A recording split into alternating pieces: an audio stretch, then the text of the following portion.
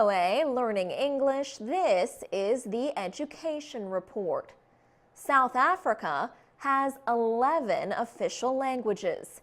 If you want to say hello, it's Sawubona in Zulu and hallo in Afrikaans. Now, South African school children may start using ni hao to say hello.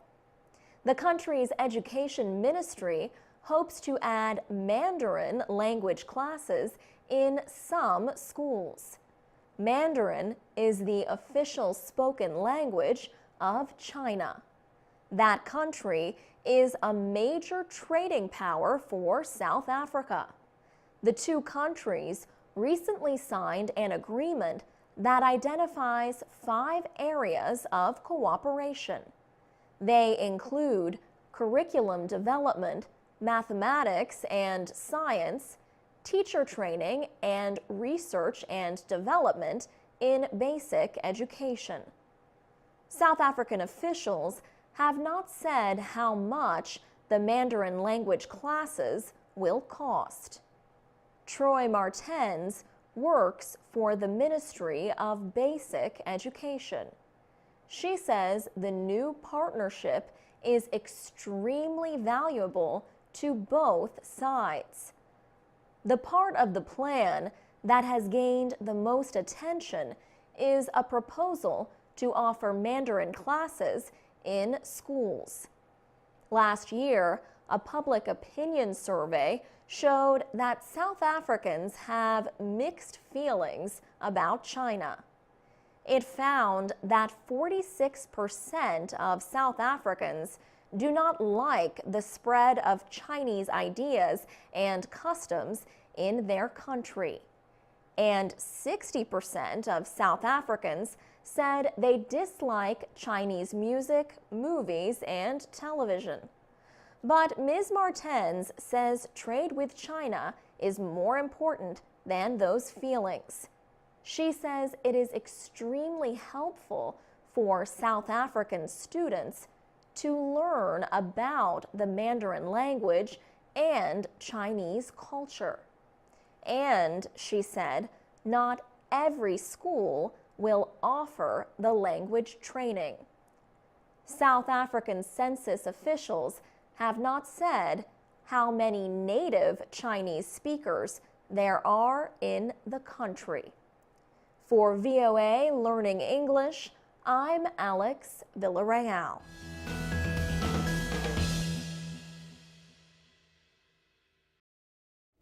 This is the VOA Special English Education Report. Each year, about 250,000 Americans study in other countries. Some study abroad programs are trying harder to get students to learn about the local culture. One student, on his first morning in Beijing, was brought to a distant part of the city.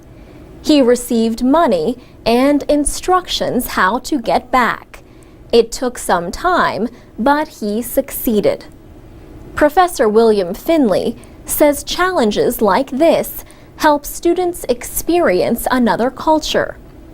He heads the sociology department at the University of Georgia in the United States. He says it's absolutely crucial that they know something about how people in other parts of the world live and think, and how they behave.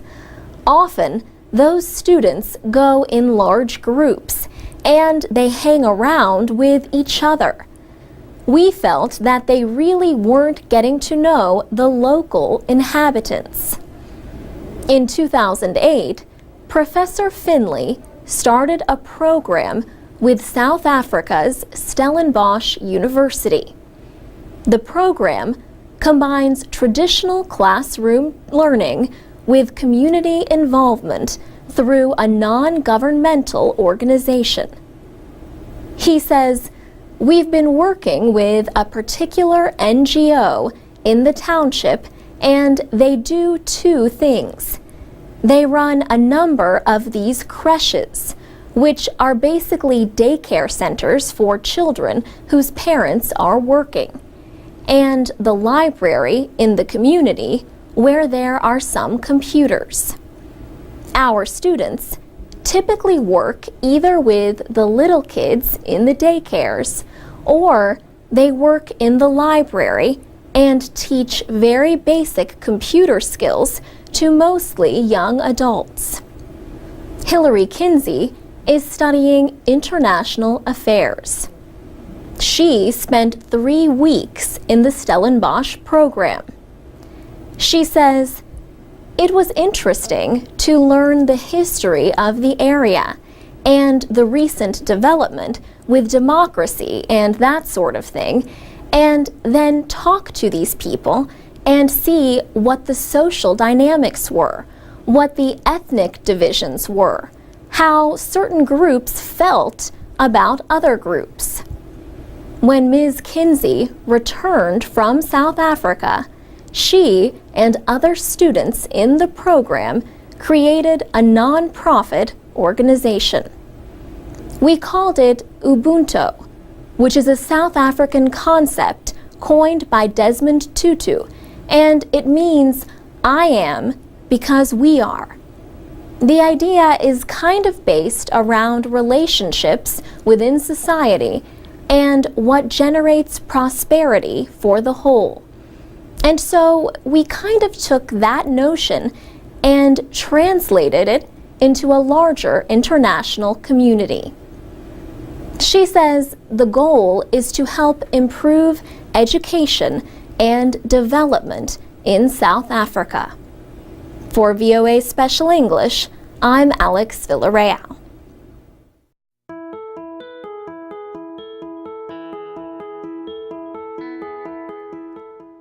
From VOA Learning English, this is the Education Report. Many Syrians are trying to study overseas while a civil war continues in their country. Thousands of Syrian university students sought help when they learned there was money to help them continue their education. Leen Al-Zabak is with Jusur, an organization for Syrians living overseas. Jusur joined with the American-based Institute of International Education to create the Syria Consortium for Higher Education in Crisis. More than 40 universities in the United States and Europe agreed to provide emergency aid to Syrian students and professors. Each university decides which students to accept. Universities in the consortium are supporting 70 students right now. One member of the consortium is American University in Washington. It is supporting a Syrian graduate student and a faculty member in the university's School of International Service. Daniela Kayast is the vice president of the Institute of International Education. She expects there will be aid opportunities for 600 Syrian students during the next few months. She notes that a former president of Portugal, Jorge Sampaio, launched a scholarship program called the Global Platform for Syrian Students. He created the program because of Portugal's history of educating Jewish refugee children during World War II. The Institute of International Education also has a scholar rescue fund for university professors and researchers in any country in crisis. This year, the fund found places for 30 Syrian scholars in 5 countries. All of the scholarship programs may be found online at iie.org. For VOA Learning English, I'm Alex Villarreal.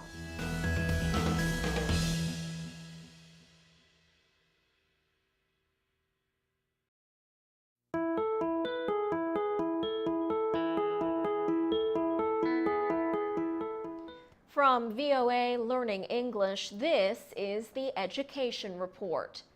Almost 40 years have passed since Chinese Communist leader Mao Zedong died and his Cultural Revolution ended. Changes in Chinese life caused widespread suffering during the Cultural Revolution. In recent times, some aging teachers and student leaders who lived through this period in Chinese history have been telling their stories. One of the first such stories published in China told of an apology from a student to a teacher. The apology gained attention in the West since appearing in China in 2010. The teacher was Chun Bi, now 90 years old and retired. She worked at the Beijing Foreign Language School during the Cultural Revolution. Today, Shen Xiaoke is a 60-year-old lawyer.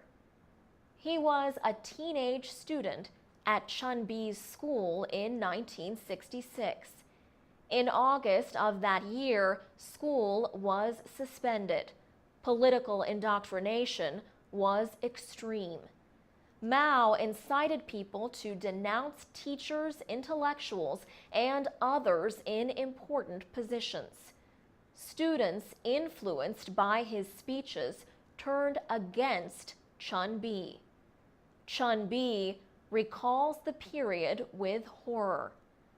She says, "For us who were persecuted, it was a nightmare." Shen Xiaoke says he heard many students argue among themselves about who was the most revolutionary. People tried to prove they were revolutionaries by hurting other people. Chun Bi said if students did not strike others, they would be accused of opposing the Cultural Revolution. So people who were normally not aggressive would start hitting victims. 3 years ago, Shen Xiaoke decided to face the past. "We need to apologize to our teachers," he says. He wrote Chun Bi an apology letter. He expressed his regrets for himself and for others in his class. For VOA Learning English, I'm Alex Villarreal.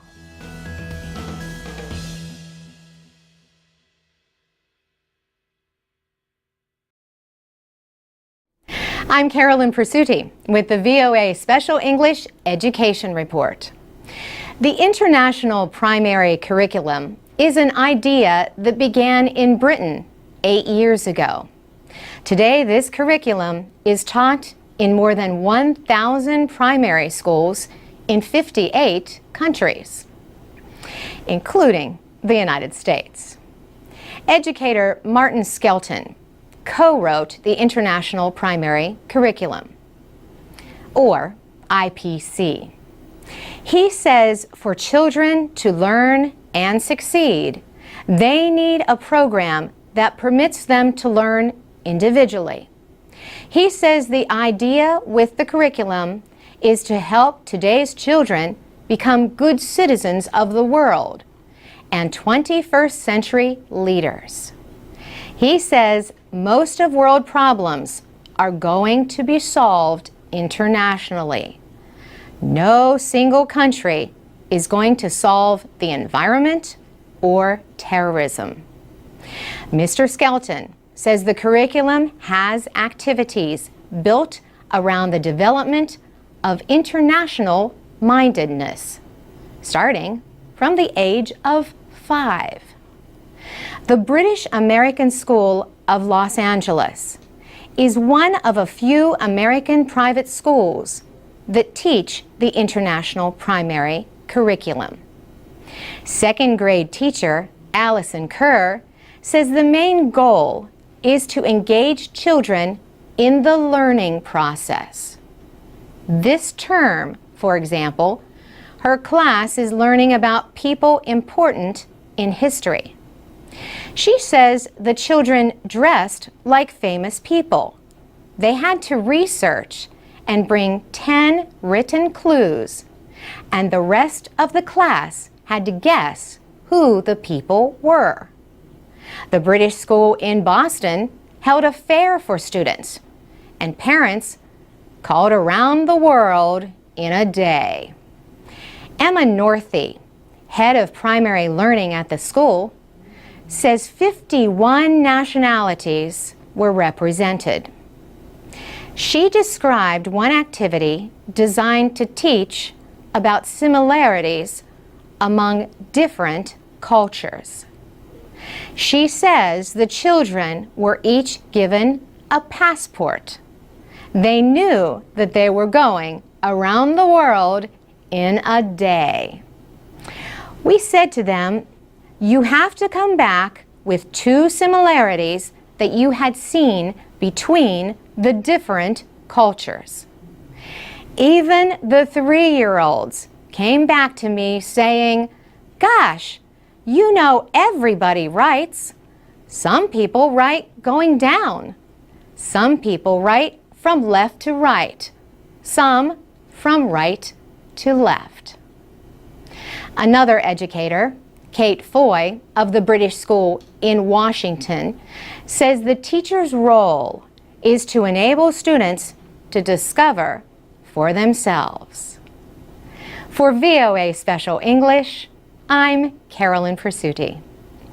Tell us if you have experience with the International Primary Curriculum and what you think of it. Share your comments at voaspecialenglish.com or on Facebook and Twitter at VOA Learning English.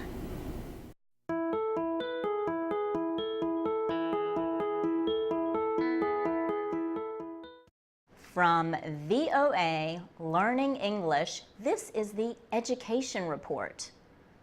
Kid Pan Alley is a non-profit organization that holds songwriting workshops for students across the United States. The organization recently visited a school in the Anacostia area of Washington. The children presented a concert with the help of songwriter and recording artist Paul Reisler. He established Kid Pan Alley in 1999. Since then, he has worked with more than 35,000 students and produced more than 2,200 songs. He says the power of music can teach children skills they might not learn in school. He believes the American educational system is focused too much on standardized tests designed to measure knowledge. But Paul Reisler says we now live in a creative economy. He says his group is trying to inspire children to be creative. At Orr Elementary School in Anacostia, 95% of students come from poor families. Marlon Ray is the school's dean of students. He says some of the children have difficult lives, but he says these kids still want to strive for greatness. Jonna Turner is director of programs at the school. She says the 4th and 5th grade students are often focused on more than school. Some have to help their families or live in homeless shelters. A shooting took place in April directly in front of the school. No one was injured, but the incident affected the whole community. Students are often influenced by what happens around them. Still, Orr Elementary School has a positive, hopeful atmosphere. Marlon Ray says the workshop and concert made possible by Kid Pan Alley created good memories that will last for years. For VOA Learning English, I'm Laurel Bowman.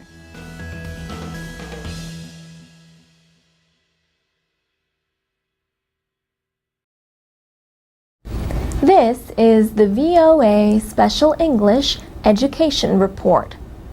Car crashes are the top killer of American teenagers. Most of the crashes result from distracted driving, not paying attention to the road.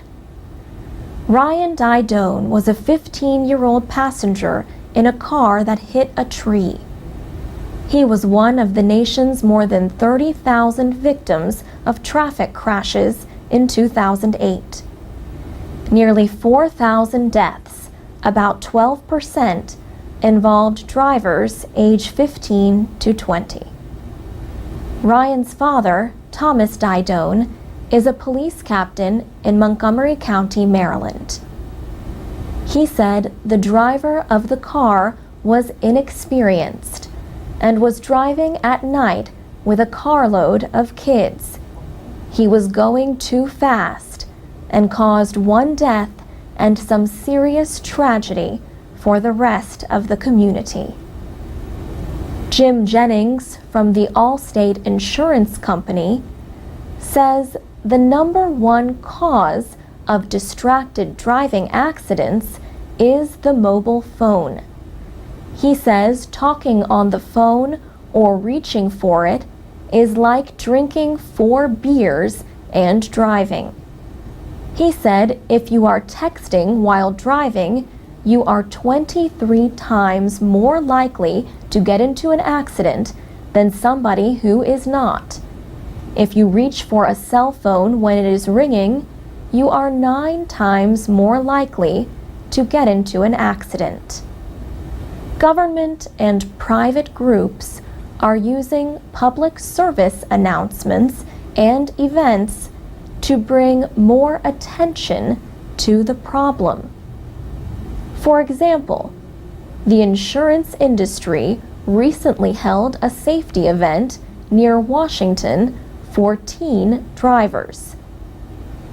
At first, 19-year-old Kevin Schumann easily avoided large inflatable dolls thrown in front of the car to represent children.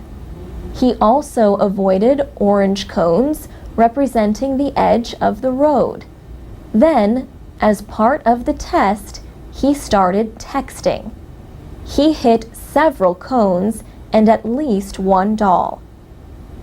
Debbie Pickford of Allstate Insurance says teens are especially at risk from distracted driving, and not just because they lack experience on the roads. She said teens do not really have fully developed brains until they are 25 years old. New legislation in Congress proposes to require all states to have a graduated driver licensing system. Graduated means teenagers start with restrictions on night driving and numbers of passengers. They could not get a full driver's license until age 18. Thomas Didone shares the story of his son's death to help educate teens and their families about distracted driving. And that's the VOA Special English Education Report. You can watch a video of this report at voaspecialenglish.com. This is the VOA Special English Education Report. Students at some high schools in Illinois recently had some famous visitors. Among them were Jimmy Carter, the former American president, and Mikhail Gorbachev, the last president of the Soviet Union. Other speakers included former South African President F.W. de Klerk and Shireen Ebadi, the Iranian human rights activist. They were all in Chicago for an event in late April, the 12th World Summit of Nobel Peace Laureates. The students prepared for the visits by working on a human rights curriculum called Speak Truth to Power. The materials come from the Robert F. Kennedy Center for Justice and Human Rights. Manal Sala got to introduce Mikhail Gorbachev at her school, the Frederick von Steuben Metropolitan Science Center in Chicago. Manal is one of the top students graduating this year. She will be attending Northwestern University in Illinois on a scholarship for low-income students. Manal had not yet been born when Mr. Gorbachev became a Nobel laureate. He won the Peace Prize in 1990 for helping to end the Cold War and working for nuclear disarmament. Manal also got to introduce Mr. Gorbachev at the World Summit, where he joined the other laureates. She says students often hear about the Peace Prize winners and see them in documentaries. But having them appear in person, she says, makes them and what they did seem so much more real. Mr. Gorbachev said at the summit that he hopes more young people will work against global problems like poverty and unemployment. He said young people have to be given a chance to take a stand, to take a position in this world. At von Steuben, the former Soviet leader talked about his nuclear arms negotiations with President Ronald Reagan in the late 1980s. He also talked about growing up in a small Russian village and studying law at Moscow University. And he talked about the need for international cooperation, a theme of the World Summit. Students at Lincoln Park High School in Chicago heard from Muhammad Yunus. He won the 2006 Peace Prize for his work with microcredit for social and economic development. Mr. Yunus said he used his own money to make the first loan, about $27, to women selling baskets in a market in Bangladesh. For VOA Special English, I'm Alex Villarreal. I'm Alex Villarreal with the VOA Special English Education Report. In recent years, Bill Gates has given financial support to improve American education.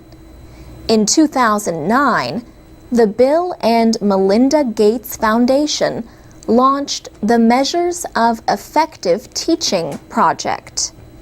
The project tests new ways to recognize what makes a good teacher. Its goal is to help educators and policymakers identify and support good teaching. The study is being carried out in public school systems in 7 American cities. Thousands of teachers volunteered to take part. They agreed to have their classes recorded on video, but only for observation by expert researchers. Last spring, The project collected digital videos of 13,000 lessons in the classrooms taught by the teachers. They were in grades 4 through 9. Researchers also collected information from students. They asked students to report their opinions of each teacher's classroom. Students were also tested in mathematics, English, and biology. Officials recently released early results of the project study.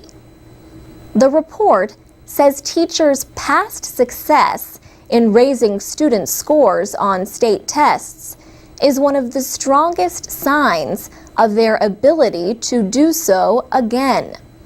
This is known as a teacher's value added. The teachers with the highest value added scores on state tests also help students understand math or show reading ability. The results also say students know effective teaching when they experience it. The students gave comments on whether or not their teachers cared about them. They also gave opinions on how much teachers controlled or managed student behavior in the classroom. The report found that classrooms where students reported positive experiences were more likely to show greater learning gains. Another finding shows that combining different sources of information helps administrators provide better comments and suggestions to teachers. In many cases, administrators had been basing their comments on student test scores only. The Measures of Effective Teaching project continues through 2012, when final results will be released. Researchers plan to test a new measure that examines what a teacher knows about how to teach a subject. Experts say these findings could also help create better training and development for teachers. For VOA Special English, I'm Alex Villarreal. This is the VOA Special English Education Report. In February, students from 103 universities in 88 countries took part in an international computer programming contest. It was called the Battle of the Brains. The competition took place in Harbin, China. 3-person teams from each school had 5 hours to solve 11 real-world problems. Jerry Kane coached the team from Stanford University in Palo Alto, California. He says the problems involved, among other things, paperweights, robots, castles, and lakes. The students first listed the problems in order of difficulty. Then, they figured out the requirements of each. They designed ways to test their solutions.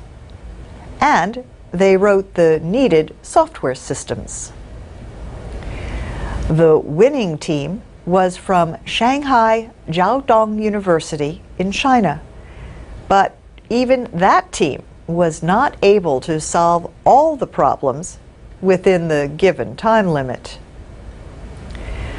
Stanford's team solved 5 problems and finished in 14th place.